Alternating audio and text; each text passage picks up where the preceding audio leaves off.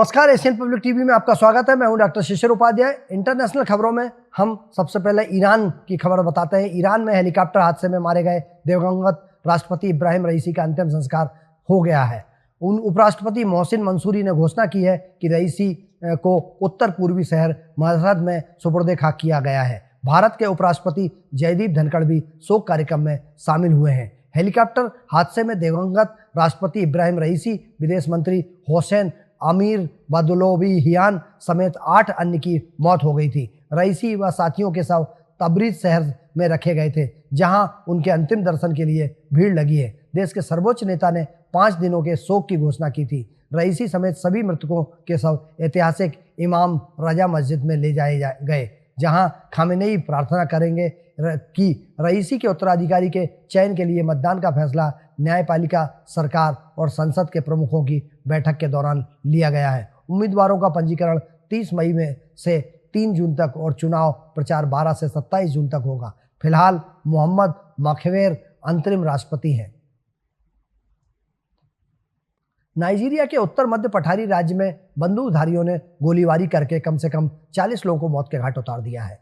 इसके बाद बंदूकधारियों ने कई घरों में आग लगा दी है। पठारी पुलिस के प्रवक्ता अल्फ्रेडो अलोबो ने कहा कि बंदूकधारियों ने जुराक और डकाई गांव में गोलीबारी की घटना को अंजाम दिया है और कई घरों में आग लगा दी है। गोलीबारी में कम से कम 40 लोगों के मारे जाने की खबर है, जबकि कई लोगों के घायल होने की भी जानकारी है। बता दें कि नाइजीरियाई पठारी इलाके में चरवाहों और किसानों के बीच अक्सर झड़पें होती रहती हैं। इस घटना की जानकारी सामने आई है। जानकारी के मुताबिक जुराक और डकाई गांव में गोलीबारी करने वाले हथियारबंद लोगों को स्थानीय लोग डाकू कहते हैं। पठार पुलिस के प्रवक्ता अल्फ्रेड अल्वो ने बताया कि सुरक्षा एजेंटों के आक्रामक हमलों से बचने के लिए हथियारबंद गुट देर रात गांव में घुस आए और गोलीबारी कर दी। रूस ने यूक्रेन के साथ जारी जंग के बीच युद्ध क्षेत्र में न्यूक्लियर ड्रिल शुरू की है। रूसी रक्षा मंत्रालय ने न्यूक्लियर ड्रिल के पहले चरण का एक वीडियो भी जारी किया है। खास बात यह है कि रूस की यह न्यूक्लियर ड्रिल यूक्रेन की सीमा के पास उन इलाकों में की गई है जिन्हें रूस ने जंग के बाद अपने साथ जोड़ लिया था। रूस की इस न्यूक्लियर डील का आदेश पुतिन ने 5वीं बार शपथ ग्रहण करने के ठीक एक दिन पहले दिया था। इस न्यूक्लियर डील के तहत रूसी सेना नॉन स्ट्रेटेजिक न्यूक्लियर वेपन यानी टैक्टिकल वेपन को एक विशेष लॉन्च ट्रक में लादकर लॉन्चिंग प्लेस तक लेकर गई थी।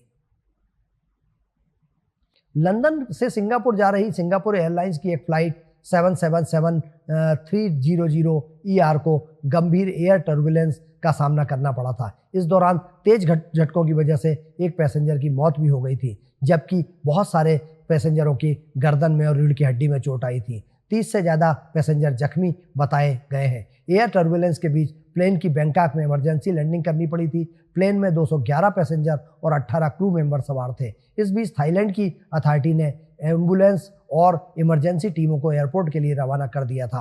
हालांकि अभी तक यह साफ नहीं हो पाया है कि उड़ान के दौरान फ्लाइट में क्या हुआ था। सिंगापुर एयरलाइंस की बोइंग 777-300 ER फ्लाइट ने लंदन से उड़ान भरी थी और इसे सिंगापुर पहुंचना था, लेकिन यह रास्ते में ही एयर टर्बुलेंस के बीच फंस गई थी। लेकिन बीच यात्रा के दौरान बहुत तेज़ी से फ्लाइट हिलने लगी थी। ऐसे में कैप्टन ने फ्लाइट का रूट डाइवर्ट कर दिया। बैंकॉक के सुवर्णभूमि एयरपोर्ट पर 3:45 पर फ्लाइट की इमरजेंसी लैंडिंग की गई थी।